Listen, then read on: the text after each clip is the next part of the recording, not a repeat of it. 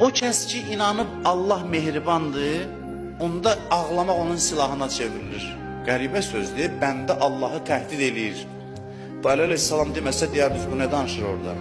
Əli əleyhissalam deyir ki, silahım, adamı silahla təhdid eləyərlər. Mənim silahım göz yaşlarımdır, ağlamağımdır. Uşaq yəqin bilir ki, anası onu çox istəyir, o qədər arxayındır ki, ağlamaqla ananı təhdid eləyə bilir. Ağlayan kimi Allah deyəcək ki, oldu, bağışladım, narahat olma. Onu başa düşən, onda ləzzətlə gedir səhvlərini etiraf eləməyə.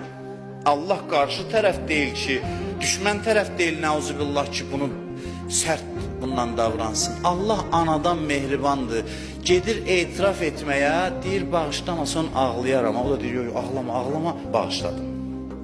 Bu halda səhvin etirafı da ləzzətə çevrilir.